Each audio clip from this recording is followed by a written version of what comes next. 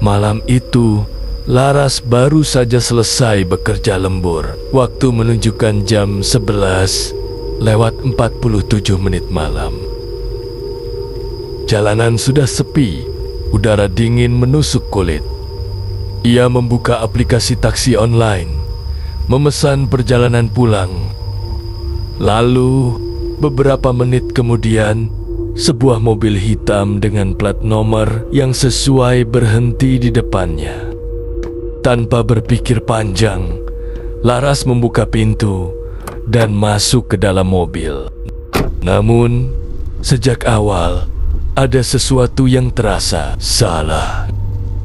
Pengemudi, seorang pria yang disebut Pak Dani di aplikasi, hanya duduk diam. Wajahnya sebagian tertutup bayangan, tak bersuara sedikit pun. Laras mencoba mencairkan suasana. Pak Dani kan? Pengemudi hanya mengangguk, hening. Laras merasa sedikit tidak nyaman. Biasanya, sopir taksi online akan berbasa-basi atau sekadar bertanya soal rute perjalanan. Ia mencoba lagi. Hari ini hujan deras ya, Pak? Lagi-lagi, hanya anggukan. Perlahan, perasaan aneh mulai menjalar di tubuhnya. Laras melirik ke kaca spion, memperhatikan tangan pengemudi terlihat pucat, kaku, terlalu pucat untuk seseorang yang hidup. Laras kembali ke ponselnya. Ia membuka aplikasi dan melihat jalur perjalanan. Seharusnya mereka melewati jalan utama, tetapi mobil ini justru melaju ke jalanan kecil yang gelap. Laras merasa ada yang tidak beres. Pak, ini kok jalannya beda dari aplikasi? Bisa lewat jalan biasa aja nggak ya, Pak? Pengemudi itu tetap diam. Mobil terus melaju lebih dalam ke jalan sepi, di mana tidak ada lampu jalan sama sekali. Sekarang, Laras benar-benar panik. Ia mencoba mengalihkan perhatiannya keluar jendela. Namun, sesuatu yang mengerikan terjadi. Di kaca jendela, bayangannya terlihat sedikit berbeda. Wajahnya tampak lebih pucat, lebih tirus. Dengan senyum yang tidak ia sadari, ia buat sendiri. Napasnya tercekat. Itu bukan dirinya.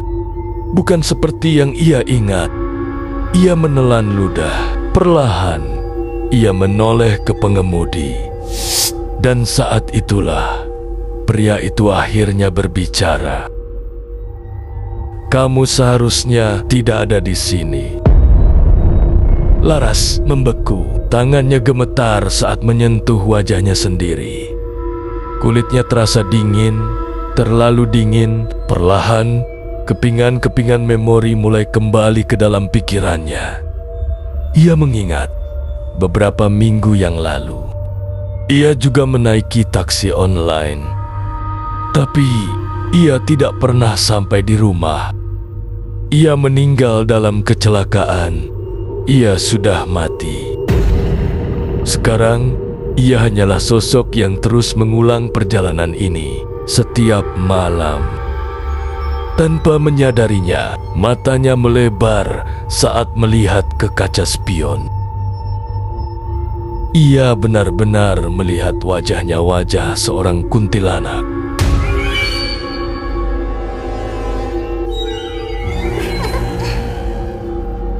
Pengemudi itu tahu. Dengan tangan gemetar, pria itu mengeluarkan sebuah tasbih dari kantongnya dan mulai membaca doa dengan suara bergetar.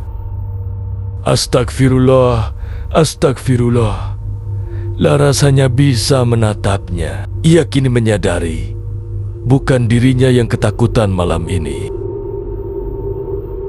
Pengemudi itu menghentikan mobilnya di tengah jalan. Tangannya gemetar saat ia mencoba membuka pintu. Terima kasih telah mengantar saya pulang, Pak.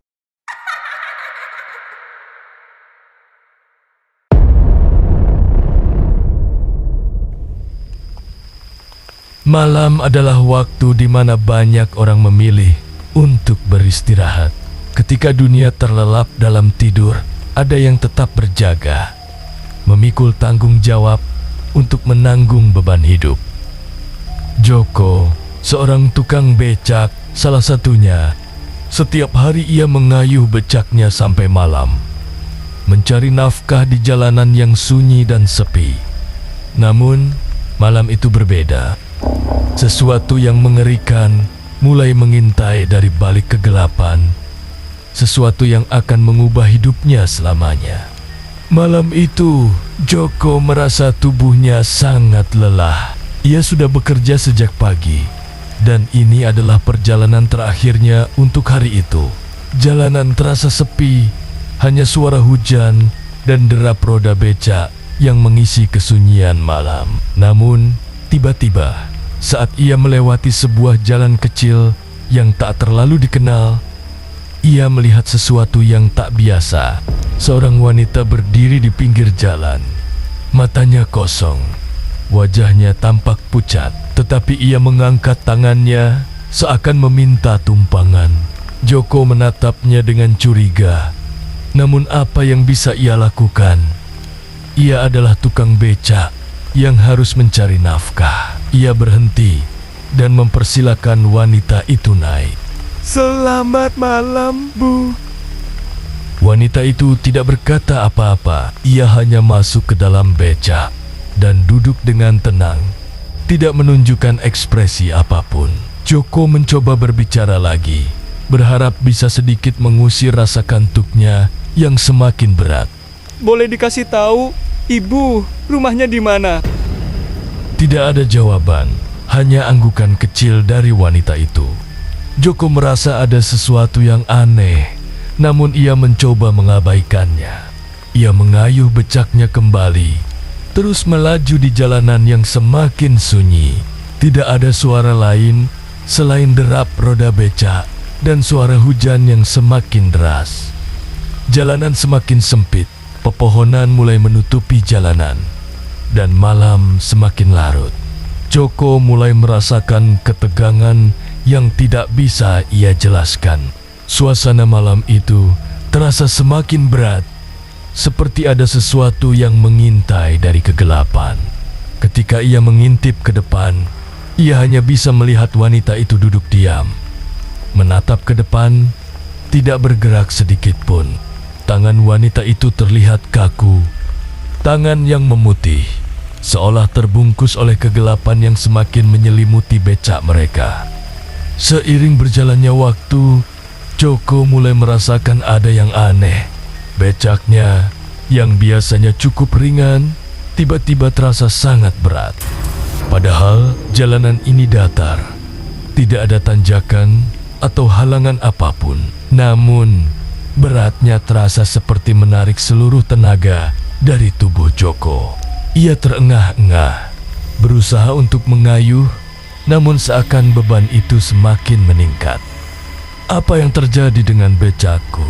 pikir Joko, semakin cemas. Ia terus mengayuh, berharap bisa keluar dari jalanan yang semakin gelap ini. Namun, jalanan tak kunjung selesai. Di antara hujan yang semakin deras, suara tawa anak kecil terdengar samar-samar, sangat dekat. Namun, tidak ada siapa-siapa di jalan itu. Suara itu semakin jelas, tawa riang anak-anak yang bermain, seolah mereka ada di sekitar Joko. Namun, Joko tidak melihat seorang pun, hanya kabut dan kegelapan yang menyelimuti jalanan. Ia menggertakkan giginya, mencoba untuk mengabaikan suara itu, tetapi perasaan takut mulai merayapi pikirannya. Anehnya, setelah beberapa saat, beban yang tadi terasa berat kini hilang begitu saja. Becaknya menjadi ringan. Joko merasa heran, namun ia bersyukur karena akhirnya ia bisa mengayuh dengan lebih cepat. Mungkin hanya perasaan saja, pikir Joko mencoba menenangkan dirinya. Semakin ia melaju, semakin ia merasa ada yang tidak beres. seperti ada sesuatu yang mengawasi setiap gerakannya. Joko tiba di sebuah pertigaan. Ia berharap wanita itu akan menunjuk jalan yang harus ia ambil. Namun ia tidak melakukan apapun. Tangannya tidak lagi menunjuk ke arah jalan dan tidak ada kata-kata yang keluar dari bibirnya. Joko merasa bingung. Maaf Bu, ini belok kemana lagi ya? Joko menunduk untuk melihat ke dalam becaknya. Ingin melihat apakah wanita itu baik-baik saja. Namun, ia terkejut. Wanita itu sudah tidak ada lagi di becaknya. Joko berhenti sejenak dan melongok lagi ke dalam becaknya. Hanya ada ruang kosong di dalam becak. Wanita itu hilang. Joko merasakan keringat dingin mengalir di seluruh tubuhnya. Ia segera turun dari becaknya, mencoba mencari wanita itu di sekitar jalan yang gelap. Di mana dia? Kenapa tiba-tiba hilang begitu saja? Joko berteriak di sepanjang jalan yang sepi. Berteriak memanggil wanita itu, namun tidak ada jawaban.